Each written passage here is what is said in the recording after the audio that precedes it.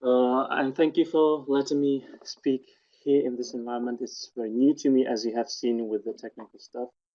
But we have tried, but we forget the sound, which for phonetics is, and for teaching languages is really important. So that's not really a good thing, but we'll try our best because it's about the software a lot. So you will see how it works, and you don't need to hear the sound sometimes. But we'll try our best to make them available, or I will just read some things out, and we'll manage somehow. Okay, so let's see what's ahead of us. Wait a minute.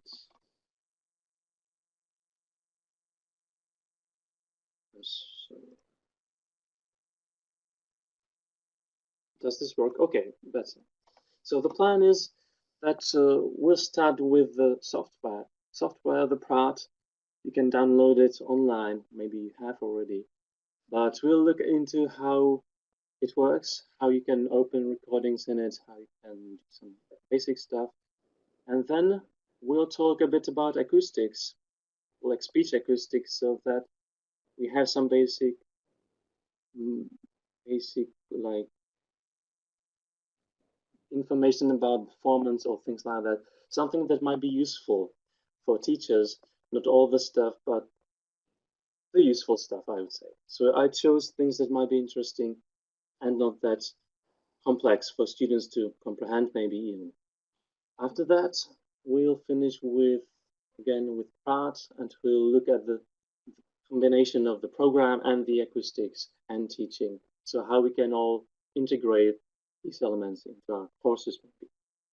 And so you can ask either at the end, when the time is right, or whenever you feel like asking, you haven't understood something.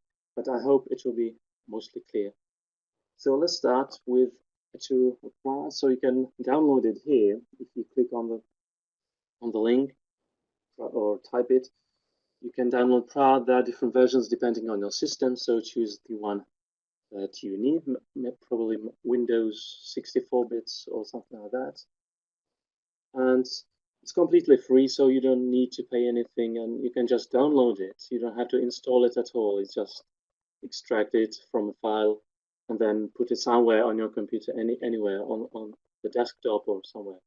If it's on the desktop, it's good that you can then, I will just switch back from here. If you have it on your desktop like me, you can take a file and open it, just dragging it onto the icon. So that's nice. But it doesn't always work if there are some diacritics problems. So, but you can open it in different ways. So we'll now have a look at this. So opening a sound file and playing it, extracting some parts from a recording and saving those maybe. And we also, I'll show you how to record yourselves in Praat. So these basic stuff, that's how to operate the program at all with recording. So I'll close the presentation now and we'll move to Praat, to the environment. So if you have downloaded this, or if you do it later, just open the program. It's very unusual that you have this window opened every time you open Praat. So there's nothing you can do about it. Just close it. I do it all the time. Just close it immediately. You might need it for some stuff, but not here. Okay, so this is the window. I'll close this one. And this is the object window. Okay, so all our recordings and other objects will be showed here. So what we want to do first, maybe open some recordings. So if you have those on your files, I'll just press Ctrl and O, which is the same thing as here, open, read some file, okay. So we click on it, and we have an option like sound. So I'll take this example, open it, and it appears in this window. So you have the name of the file here, it's a sound object, okay. So if it's a different object, there will be a different type object first. So what we can do with it, we have all these buttons, so we can filter the sound, we can convert it, different like mono, stereo, extract some parts and so on. We can change it to other objects as well, like convert, no, here, a nice periodicity, and so on. So all kinds of objects. We are not going into that. It's mostly for phoneticians for research purposes. But we can play this sound. So if I clicked on this, I had the recording. So whatever's in the recording, you'll hear it whole. If it's too long, you will wait for a long time. So dealing with Kashmir, that's what was in the recording. And we can view and edit the recording. So we can look here. And we will see some objects. I'll just do this for a moment. So this is the recording in time. You can play it all or just some parts if you select those clicking the cursor. So if I click on this rectangle down here, it will play just the part from this cursor to the end of the recording. Okay. If I click on the previous one, it will play the sound until the cursor. So these two, depending where the cursor is, that's the division boundary between where it stops and starts playing. Or we can play the whole visible part here, the whole window, if you click on the second rectangle here. And the third one is for the whole recording. So if we zoom in, you can zoom in and out. So we can move in the recordings like that, but you can always play the whole, like if you click, that plays the whole recording. This just plays the visible part with. So how do we move in and out? You have the buttons down here, in and out. So just like this, clicking on them. You can move as I showed by these sliders. You can zoom into the whole recording by selecting all. Okay, so if it's longer, it would be much more cramped. So, and there are some shortcuts, of course. You can find them usually in the menus, but in and out is like Y, and O, out, in and out. Okay. If you're doing it with me, along with me, you can do that, but the recording will be available at the end, so you can do it later. So nothing complicated here. Even if you show this to students, they download it, you give them some basic instructions, they will be able to move around the program a bit quite easily. So this is not at all difficult. Now what we see here, we'll talk about that a bit later. So the play button, you can play it here or you can play it from the other window, the editor window. Okay, editor window, object window. We have two windows here. And another maybe useful trick here is if you want to play a selection, you just press the tab key. Okay, you will see the cursor that it moves in the selected range. Link with. Okay, so it plays it again and again as I'm pressing the button. So you can do like, yeah.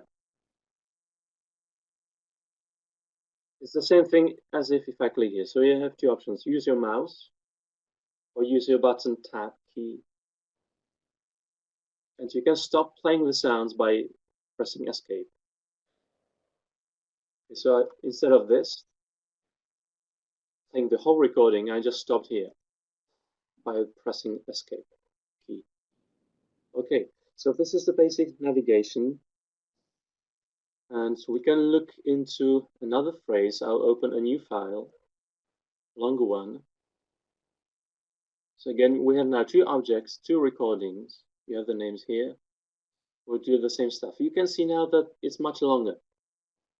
So you don't see any spectrographic information here, just the sound wave, the waveform.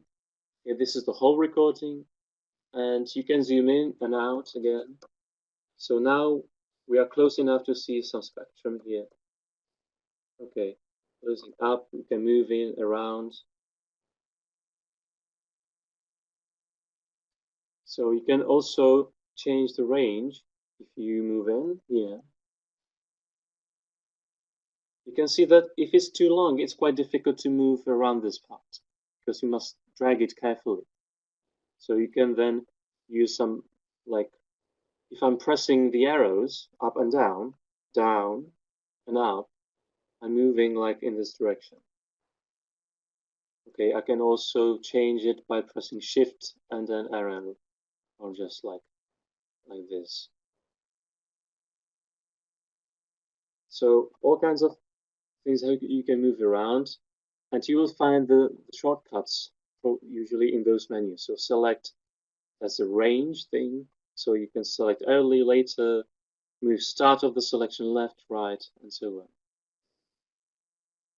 You can also find a specific range. You know that it's from 13 seconds to 50. To select just that portion, okay, and it's selected now, specific time range. So viewing, there was this zooming in and out. So if you forget shortcuts, you can always look them up. And basically that's it. So the view menu, the select menu now.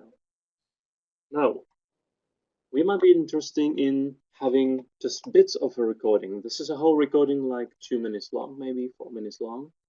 So if I would like to just click on this part and save this one separately. It's still quite long, you see that. So this is how the times go. So it's like a minute. You can zoom in even more. Selection. So the selection is shown here. And I would like to extract this part and save it separately. So I'll press File and extract selected sound.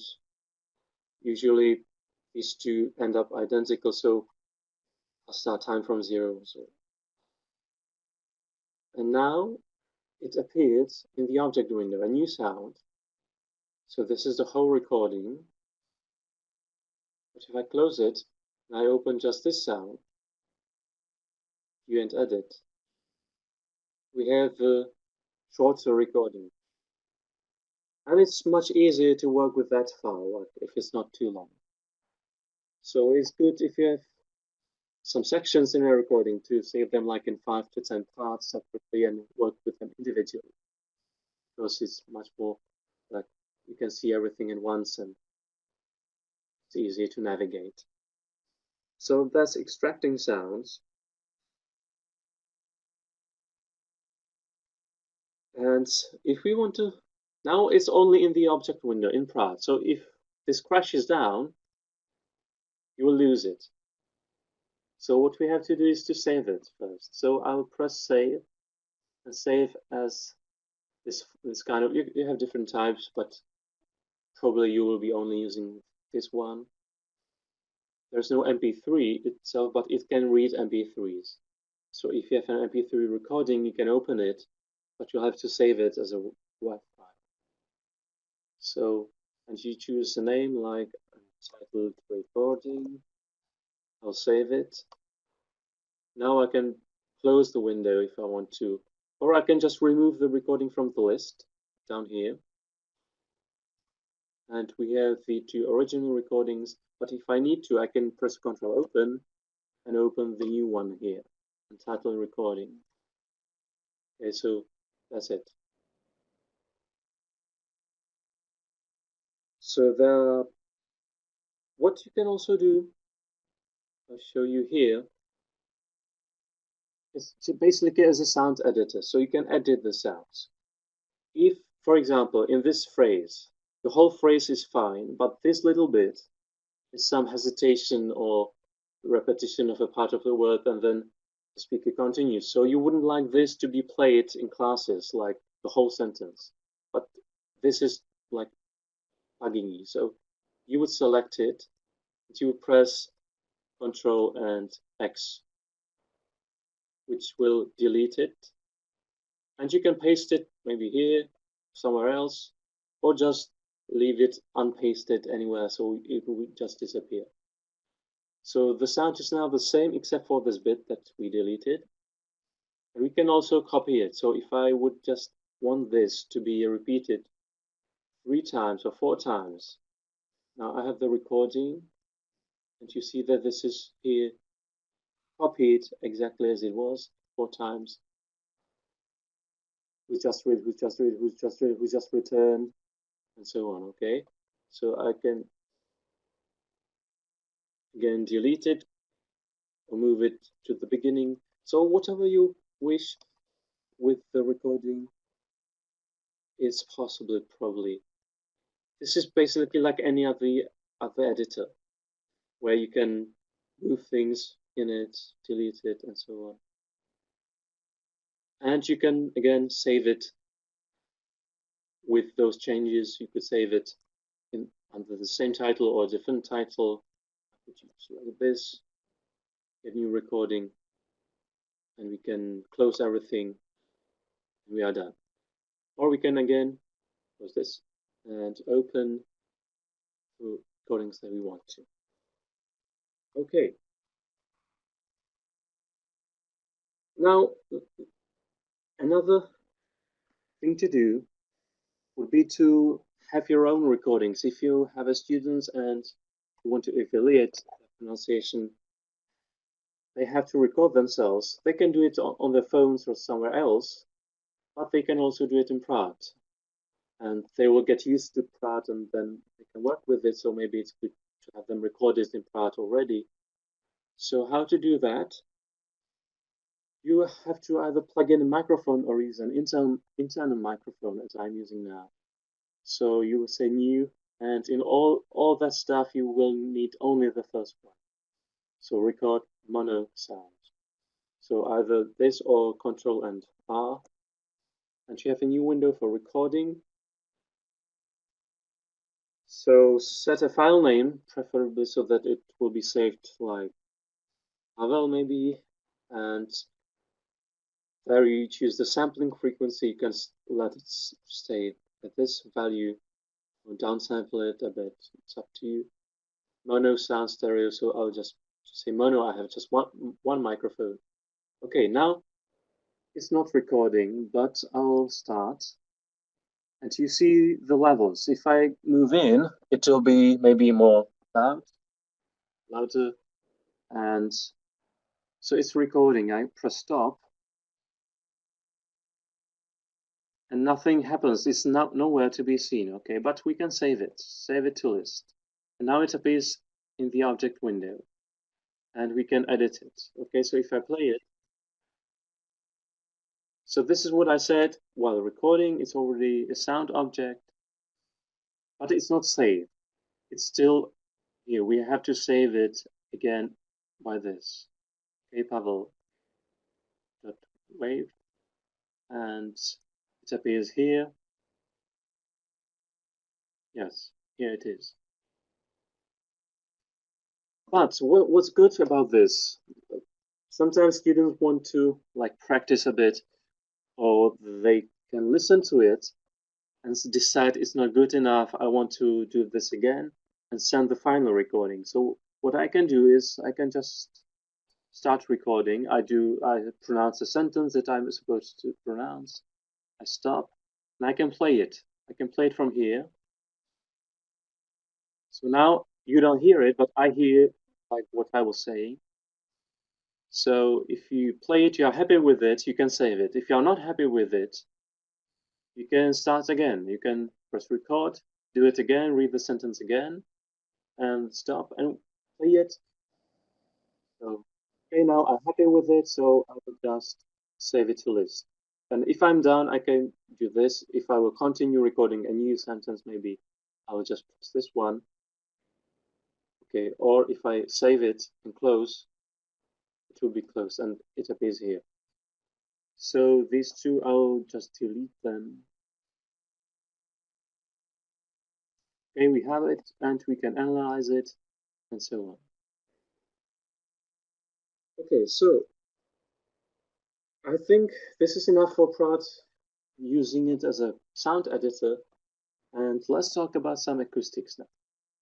It will be easy because we don't need the sounds now. So let's move to this. Everyone okay with it? Pavel, I think there was a question. If you could have a look at the chat. Yes. Sorry, Okay. Alison was asking which sound formats are supported for import. Yes. I haven't had problems with anything so far, but it's just what we use. We normally use waves, like the files I showed you, but you can again open MP3s. I think you can open the files from like mobile phones, like I don't remember the extension, the M something, yeah, something and some letters in it. So generally it can cope with it because it's just sound. Maybe, and you can see that FLAC is supported.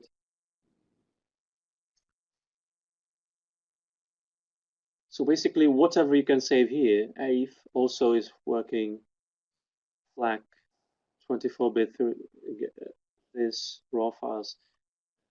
But again, MP3 is not written here because it doesn't save it, but you can open it. I don't have any MP3s here, but I've tried that before.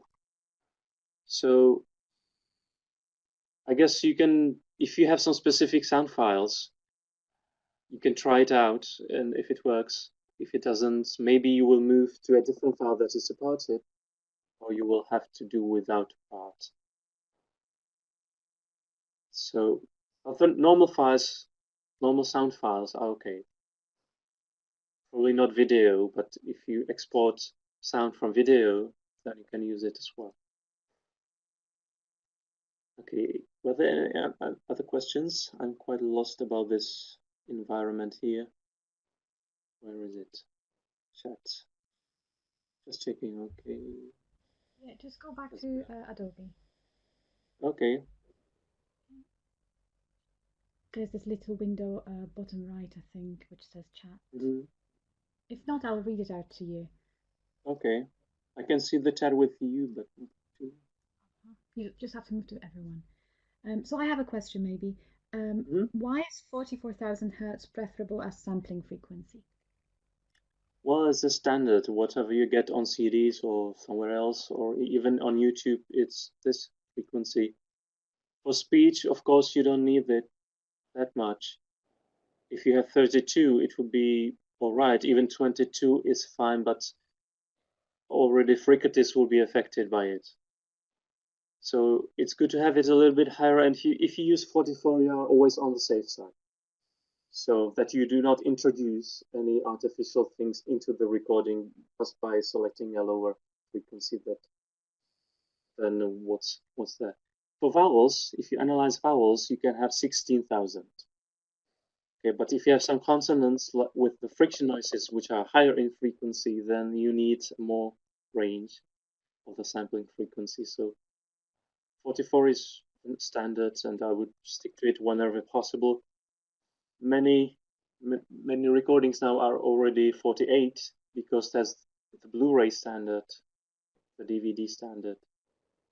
So, but it doesn't matter. It's good for like music that you record something like with higher sample frequency, but for speech it's totally okay. Or even lower, like 32 is fine. So you can choose. Okay. So I'll start with the acoustic part.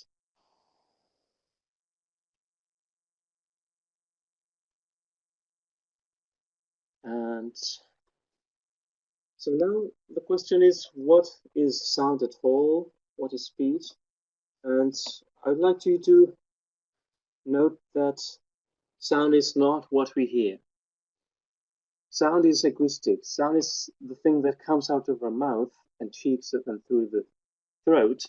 So it's some waves in the air, and they travel in the medium, usually the air, and they are speaker dependent, but usually listener independent. Okay, so when we hear speech, when we perceive it, it's already something else. It has been passed through our auditory system and through our mental, linguistic, and generally perceptual system. So it has been transformed a lot from what we see in recordings or what we have in recordings and the acoustic signal. So that's the perception of sound, and it's something else. And we shouldn't be like surprised if we hear or we do not hear something and we see it in the signal, because it's not the same thing, what we hear and what we see in the signal. So just this to remind you.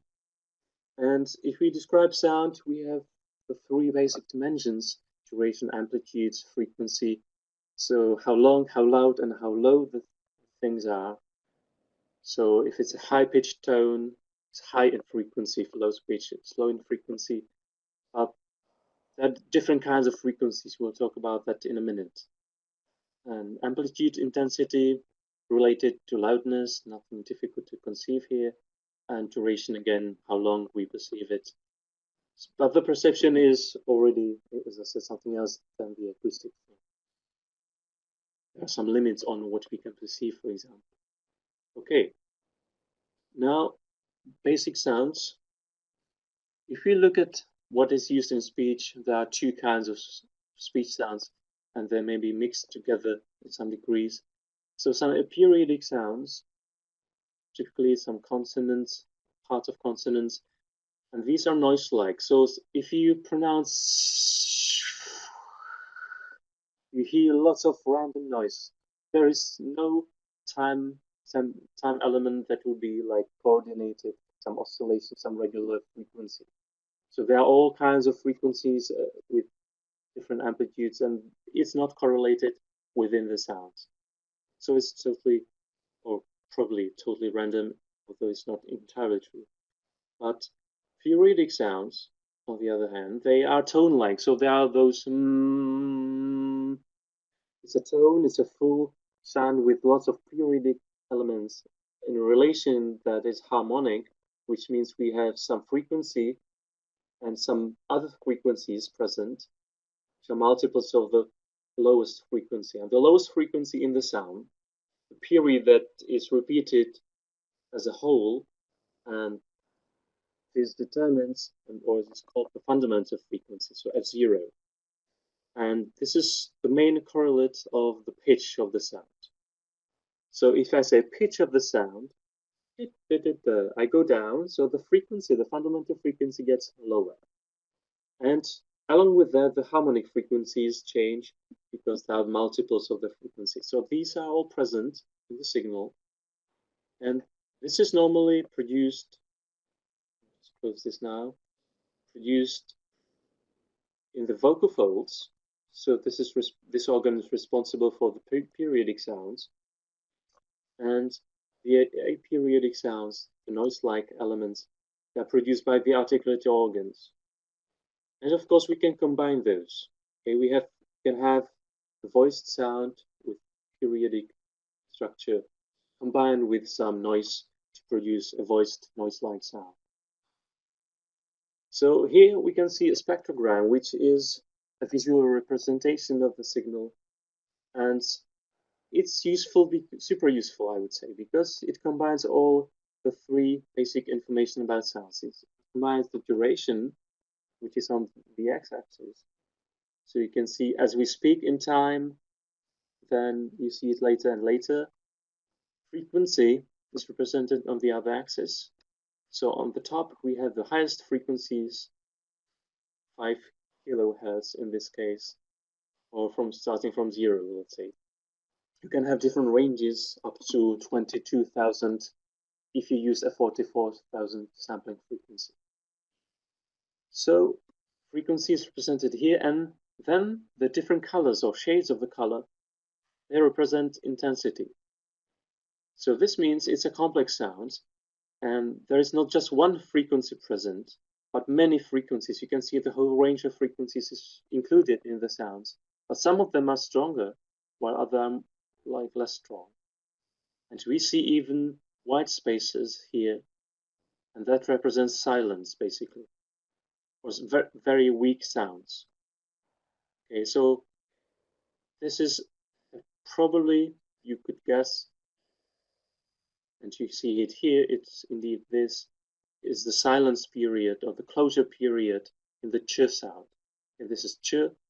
We see some noise here, ch, but the preceding silence, short silence, is represented here. So na večer, this is na večer, okay, so na ve sh er. So that's what we can see here, and it's much more intuitive than this. It's the same thing, it's na večer, okay, and this is derived from this sound wave. But we cannot get anything from here except for that this is really silence and this is some noise maybe. Okay, random stuff here, not periodic line here. So this is ch, and it's represented here by this. So for phoneticians, this is definitely better, and for students maybe as well, if they can look or see things in it. Now some classes of sounds, depending, for example, on voicing. So phonetic voicing, when our vocal folds are vibrating, we see this difference between voice and voiceless sounds. So if the fundamental frequency is present, we can say it is voice, but not phonologically necessary. Okay, so in some languages, even sounds that we call voiced are not voiced all the time, and voiceless, vice versa. So in Czech it corresponds, but in English, for example, it doesn't all the time. So the correlate would be presence of the fundamental frequency. Now we already talked about the fricative portions, the noisy components, and we can differentiate between plosives and fricatives, or stops in general, fricatives. So we have some complete closure in the plosive class, which represents silence, but we have just some narrowing, not a complete closure in fricative sounds. And if there is a narrowing, the air like strikes in all directions and the noise is produced. So that's why if you say the and then you open it a bit, the into s, you hear a friction noise because there's the narrowing. The air, if you open it more, it will disappear into silence because it's not voice. If I would produce voicing, I would have some kind of vowel depending on the position of the tongue. All right, so plosive fricative. Basically, if the cavity is blocked or not, and the acoustic silence, the acoustic effect is silence or friction, or in other types of sounds, it will be something else. But let's keep it very minimal here. Okay, so you see it again, closure here, friction here. Now the vowels, they are even more different, and quite a lot. You see that there is presence of F0 as well, but the vocal tract is open, so the air can move freely out of the mouth, and therefore there is less dampening, and some areas are stronger because we have a mouth in certain shape, and the shape determines like what is reinforced or some resonant frequencies of the tract say us which regions will be stronger than others. So in this case, you see that in the vowels, for example, this vowel a has a strong region here, and here. But e is different. This is lower here than this one. Okay, this is 1000. This is like 7000. So we can look at these, and it differentiates different vowels from each other because the shape is determined by the position of the tongue. And we call these regions formants. So you see that this is the first formant, second formant, third formant, fourth formant, and so on. So these local maxima in the signal, and they correspond to articulation. As I said, if we plot the cardinal vowels from E, E, E, A, O, and so on, we move the tongue in different ways. We move it here, we see that first formant rises, and it corresponds to opening the vocal tract. So when the tongue is lower, from E to E to E to A, then we have gradually higher F1, first formant.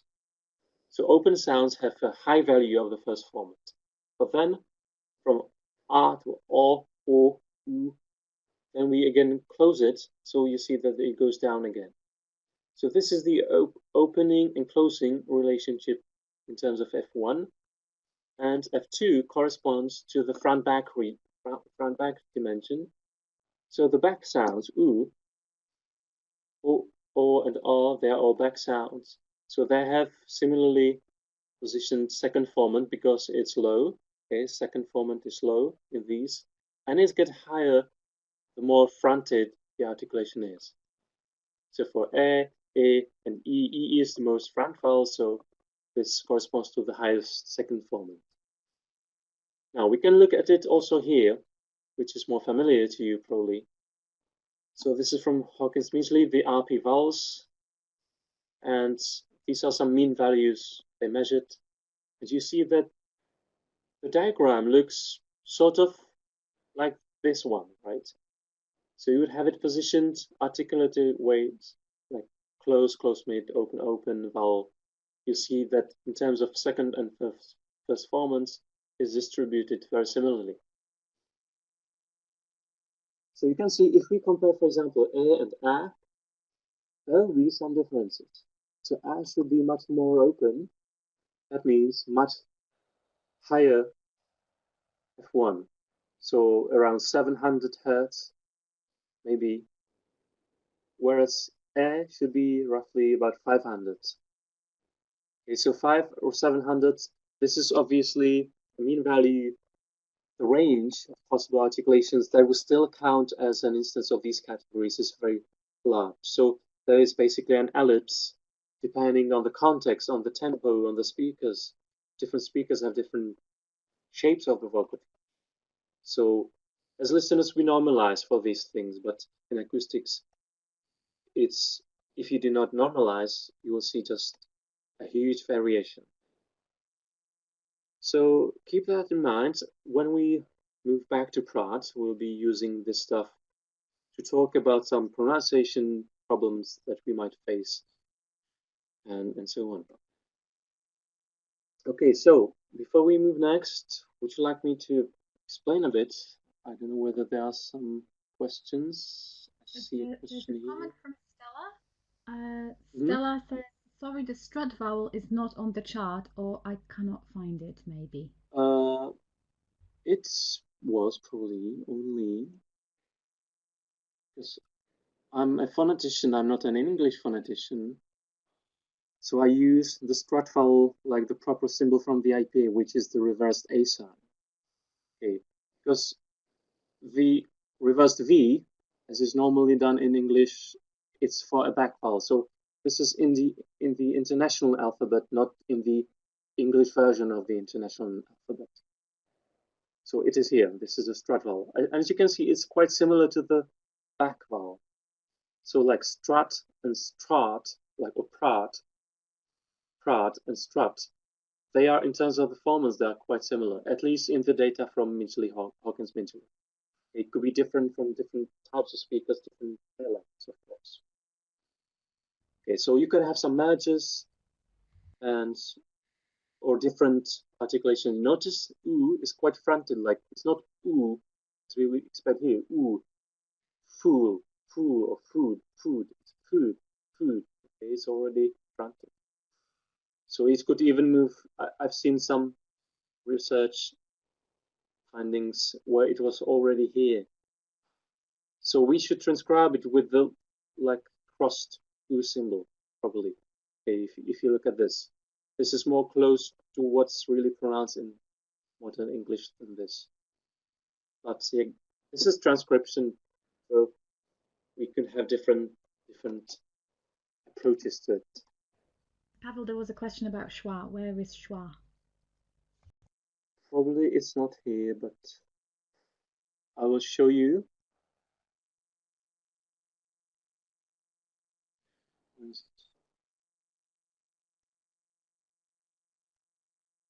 Okay. So I will keep it like this. The schwa is exactly like this vowel here. So the difference between the two is mostly in duration. So you say strut is here. For example, could, like the reduced form was could. If you prolong it, you would get this. Okay, so the long and short schwa is basically the same thing. And in terms of formants and articulation, obviously, it's in this central mid region, okay? So urge and urge, has to be this vowel, but you get the same formants for could. Well, not because there are different consonants around it, but if you have like third and third, so we just difference in duration. So it's not shown here because we the same spot. Okay. Waiting for other questions, or I can move on. Go ahead. Okay. So this will be, I hope, the most important bit, although acoustics is also important. But now we'll try to look at some recordings and see how we can use Praat software for evaluating pronunciation features like a or the, aspiration, linking, intonation, and so on. So I'll close this object, and before we move on, we need to create a different kind of object. It's called an annotation object, or in Praat terminology, TextGrid object.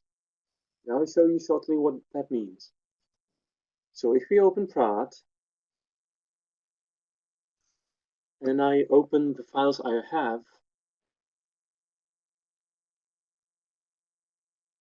so let's open these two. You can open more files at once, but you can open here just one. So we see this. So dealing with Kashmir, and we would like some sort of annotation for it. So I would select the sound. I would do annotate to TextGrid. So if I press it, a new window opens, and it says what kind of tiers I want to have. So it depends on you, maybe just one or several. So if I would like to evaluate aspiration, let's say, what else? Aspiration, ing, let's say, or yeah, whatever. You could add some more things. And I would like to have like words indicated as well. Now, there are two types of tiers. One of them is an interval tier, which is that it has a start and ending, and it's an interval. So you can type in, you can measure how long it is. But there are other tiers like point tiers. These are just single points in time. So if I'm asking which of these 4 tiers I'm creating are point tiers, I would like just the first 3 to be point tiers and not the final one. So I press OK. You see a new object here, which is TextGrid. It's written here. So I'll open it by pressing Control and selecting both, because this is not the second. This object belongs to the first sound. Okay, so I now click View and Edit, and it's already annotated here. These are the tiers, and I can now start filling it. So dealing with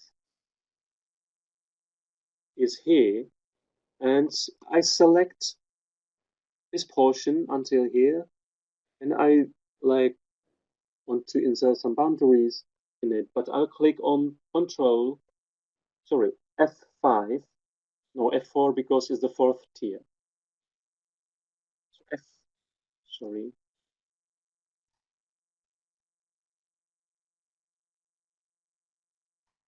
Control 4, sorry. Okay, so we have it here. So you press Control and the number of the tier that you want to put in here, and the word here is dealing with. Now I will not do this, I'll just click and create another boundary. I can also do it by the circle here. This is Kashmir, okay? And it ends here. So I either click here or press Control End. number 4, fourth tier.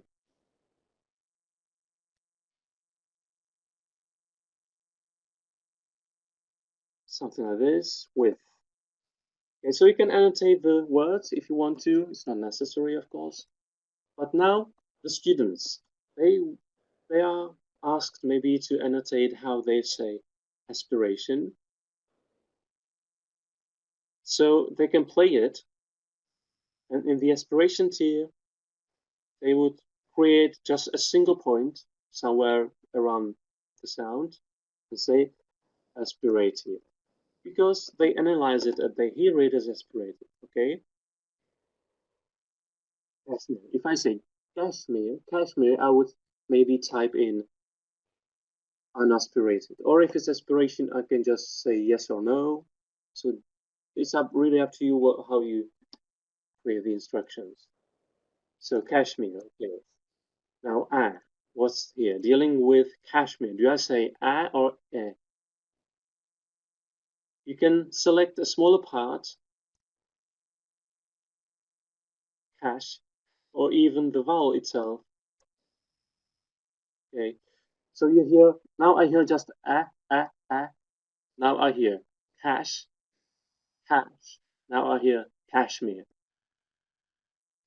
So you play it in whatever way you like, and you would end up in putting a point here, saying okay or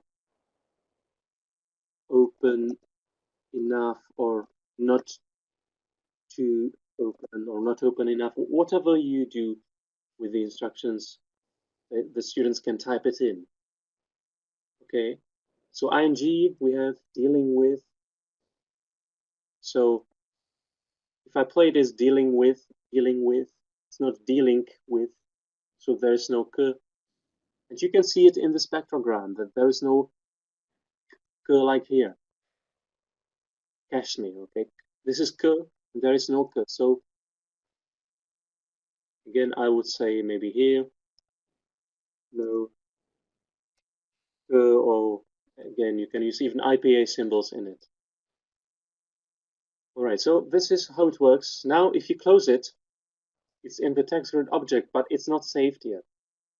So I would have to save it as text file. You don't save it as binary or short text file, preferably the first option. So sounds are saved as this, whereas TextGrids are saved as text files. And they have the extension .textgrid. So I would save it. I already saved this before, but so I won't do it. And you could do this for the other recordings. If I would open the second one, I already did the annotation, so that is quicker now. We see it's a longer recording. So you have it in different places, and I can just zoom in to this. And it's Anthony here. The word is Anthony. So you could look at this and evaluate how the speaker says it. Now let's talk about the formants a bit. If you want to see the formants, you can see them here. This is the second formant somewhere. But you can see it if you just press formant, show formants. Okay, so I will select it, make it closer. So you see these dots, these correspond to the first formant, these to the second formant. So Anthony should have a very high first formant because A is down, open, so it should have a high value. And this doesn't have it. It's Anthony, more like between and A. The sound is somewhere there.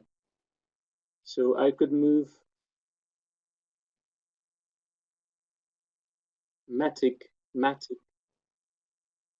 You can see a very high second formant, but low first formant here. You can zoom in again. This is the sound.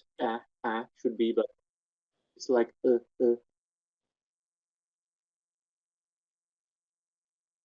So if I move again with arrows, I will move to this part. Perhaps.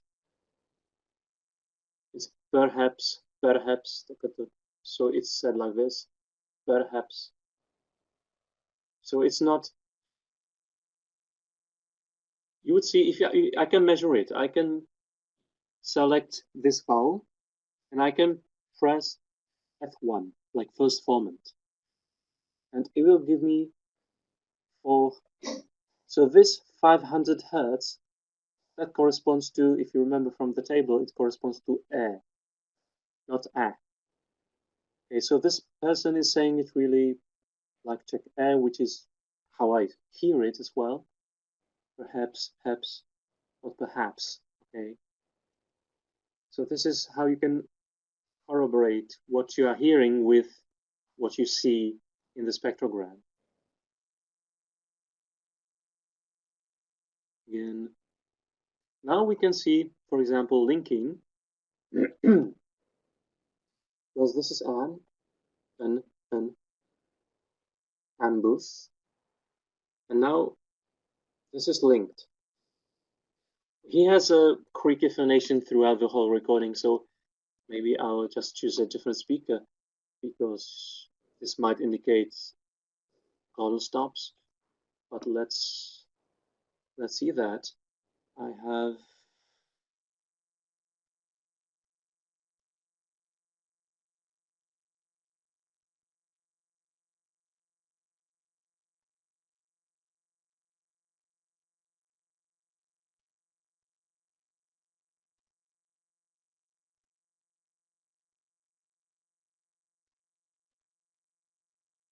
so you can see students quite advanced here saying step back, and if you compare the formants, you see this is much higher.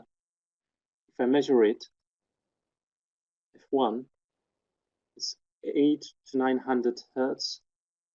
This is 600. It's a female speaker, so that means all the formants will be higher than in male speakers, generally.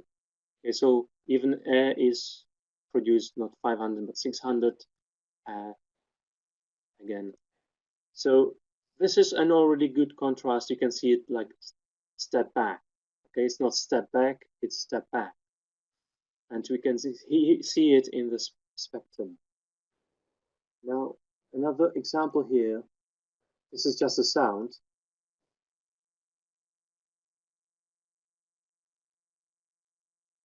This is interesting because it's to stop lawlessness. Stop lawlessness. This is lawlessness, but this is stop. Stop.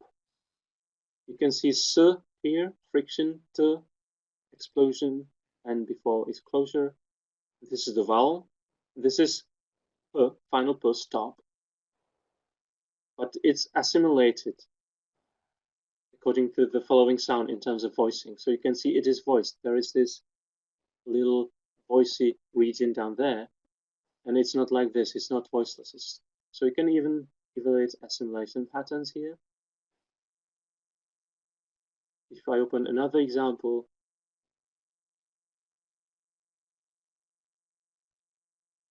this is in the north of the country. North, okay. So we can see that this is really a fricative.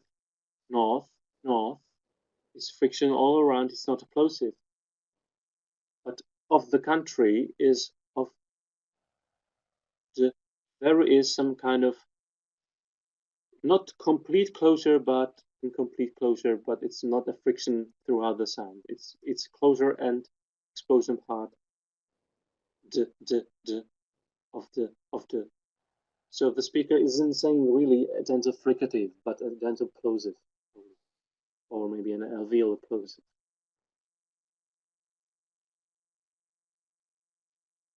But then this is concern about, and you can see concern here. Up to here is concern. This is the vowel. This is the n, final nasal sound. And this is about recent. So again, about, the vowel, about. But we can see there is no no reduction in energy, nothing that would correspond to a glottal stop. So this is linked. It's pronounced as linked. And so students could also evaluate with those evaluation tiers linking, and they may say, okay, they will find this context and say whether they link the words together or not, whether it's just pronounced with a glottal stop. And the glottal stop is usually seen in the signal as well. It's a short silence, closure of the vocal folds, or just as glottalization of the vowels. Now what we have here?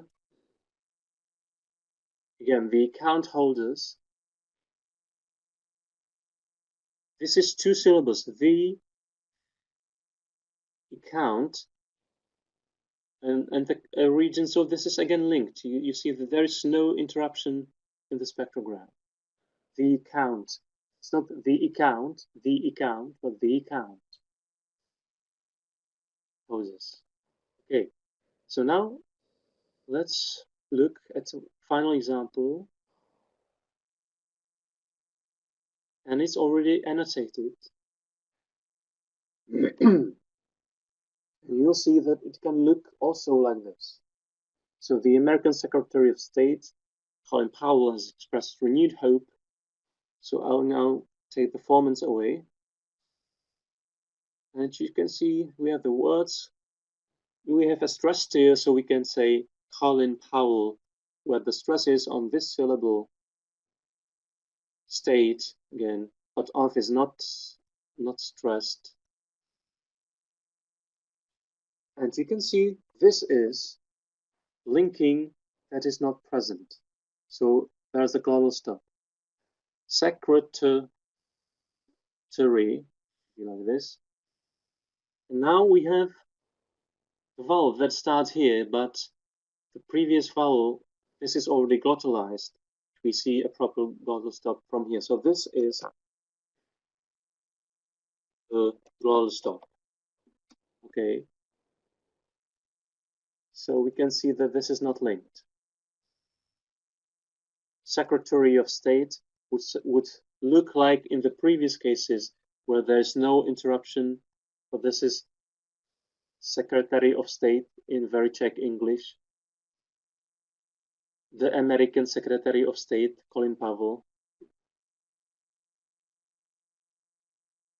has expressed, so we hear again, has. This is the glottal stop expressed. Ik, ke, se, should be like this. Okay, so you can play it, you can play different parts, you can see the annotation, which is super useful sometimes to find things in the recordings, especially if you get back to it often. If you record your students at the beginning of the class of a year, and then you work with the recording throughout the year, then you will just be filling these annotations in depending on what feature you are talking about. If it's linking or or the. So the students can then listen to their own speech. It doesn't have to be segmented into words or segments like here, just the recording with one layer maybe, and they could get all kinds of tiers. I'll create another one here at the top. So, okay, if I want to go through the recording, I will say, Colin Powell, okay, this is unaspirated. Powell again, unaspirated.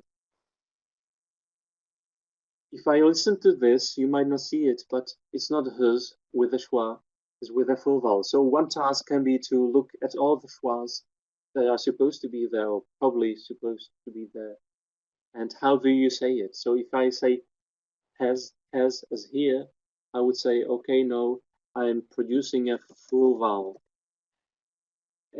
for example.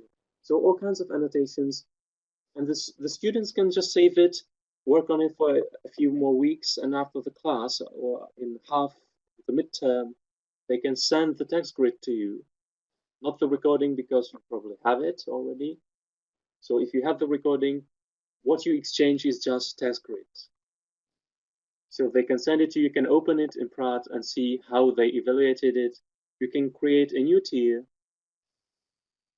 Sorry, I will say one tier, like name, like my evaluation of the student's evaluation. So you could have, if it's okay, I would just leave it, but if there is a problem, no, you're saying in aspirated, I would say aspirate, sorry, here, but click here, new point, aspirated.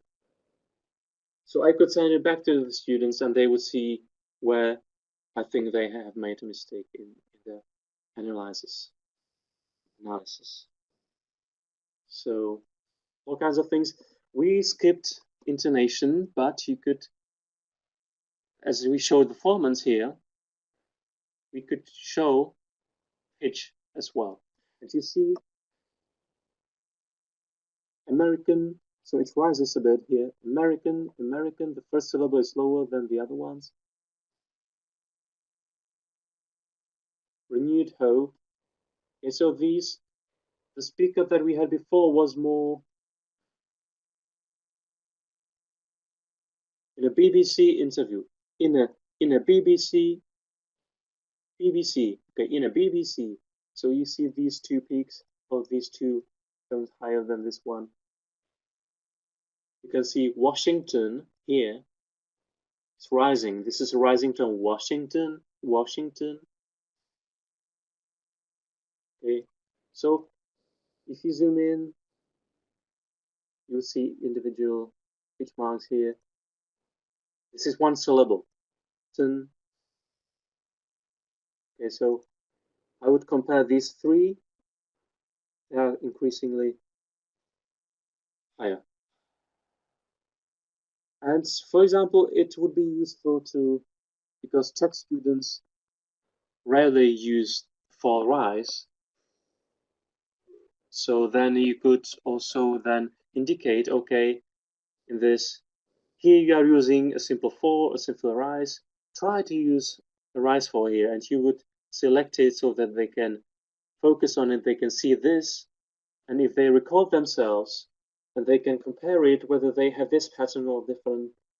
So all kinds of options that you can do. Now, I think I should give time to questions, if you have any. So Yes, that's right. We've got two questions.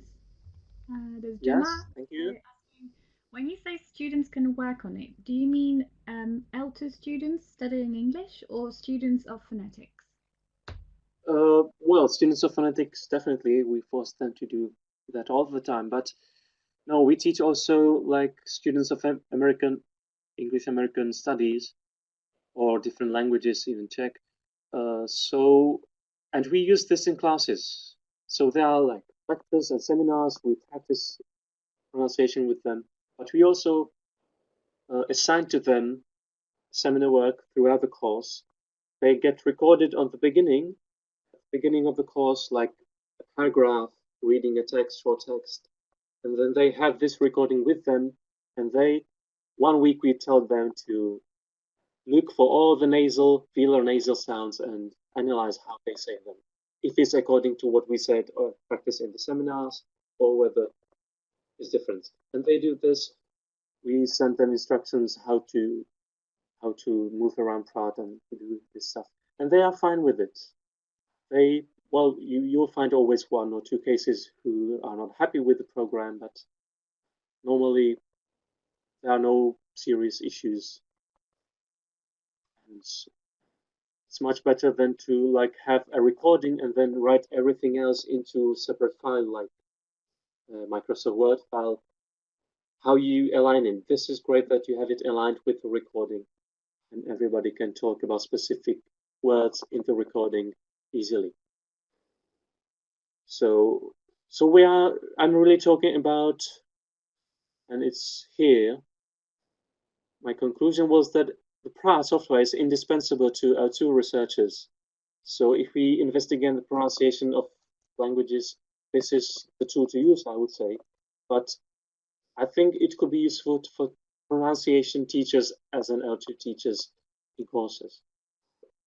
Of course, the thing is, it will be different probably in general classes of like English, if you teach English generally, along with pronunciation, grammar, and things like that, maybe you could use it, but I think it's more useful for like university classes if you teach phonetics of a certain language to students, or if you want to focus on pronunciation with the students, with anybody. So then this. So I hope I answered your question. Yeah, there's a few more. Unless you want to show the final slide, and then we can move to questions. No, it's just this one. All right. Okay, so keep on. Questions. Eric is asking how you get students to type the phonetic alphabet into Praat. Oh, yes. It's a bit complicated. Usually, you could, well, we provide them with this so they don't do the words and segments, but you don't have a program that will cut it automatically into these segments. But again, if you use a simple level, you don't have to use the symbols. You can say, okay, for I'll just type it here. You can use this or this. It doesn't have to be IPA alphabet in it. But if you use this button, help, and there are phonetic symbols. So in Praat, you could have a vowel like a tapped here with this backslash and AE. So they are like normal letters. And if you type this into Praat, it will turn into the symbol. So if I type AE, it is like this, but look here, top left corner, if I do this, backslash, now it turns into A. Of course, if I use the phonetic alphabet that I have installed on my computer, UCLA alphabet keyboard layout, then you can turn it on. I just turned it on. You can see my Finnish Unicode phonetic alphabet keyboard layout here. And I knew that there is a certain symbol on the keyboard that will produce the same thing. So here you have twice the same symbol, but look here. This is directly the symbol from my computer keyboard. This is the converted symbol from these sequence of 3 symbols. Okay, great. So the students, because our students are provided already with these, they usually just, if they need to type in a somewhere, they will just copy it from here. Okay, if I paste it here, it's there. Or they can use this, but I don't like it that much. Okay, consonants. So these are written here, how you would all type it in Praat. Or you can use a general, if I'll show you something else here, because this is my Microsoft Word document. And now I'm typing normal letters, but I can start typing whatever I like in IPA. A, for example, O. No, I think that's really interesting. Great. Okay. But if I have a normal keyboard, then it doesn't work. So I would have to find a. So you can download it from the internet. It's called, I will type it here. You see, oh, I think phonetic keyboard layout. If you type this in Google, you'll find it probably. So, and then you must know just which key corresponds to these symbols. But if you use it all the time, you'll get used to it. Okay, we have, I think, 2 more questions. What do you think, Jim is asking, what do you think are the advantages of using Praat in the ELT classroom? So we're talking younger learners, not university learners. Well, for me, as a teacher, it would be great that the students would see some things in the signal, even though subconsciously, because they are not maybe aware of the differences, but it's nice if you explain some basic things that, okay, for example, but the girl, they will appear as silence here, and they will see that this is the silence. And this is already good, like for me, that they are able to read the spectrograms a bit. But of course, we do, even university students, we do not force them to use this. It's just the annotation tools that we use, and anybody who likes to, they can work with this as well. Okay, you see here the glottalization corresponding to the glottal stop, for example. So it helps a bit. But I haven't told you about one thing in Praat, because it's very complex. So we don't have the scope here at all. And that will require an awful amount of scripting and programming. So, but you could create an interactive tool in this window in Praat. I might show you an example from what I created for somewhere else.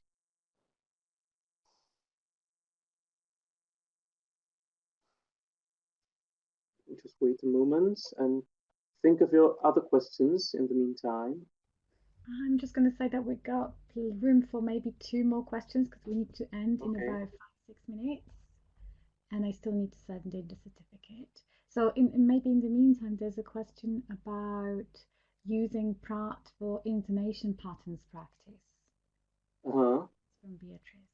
Yeah, so that's like, this is useful for the students, even for like your secondary school students or not university students, that they can see the intonation here.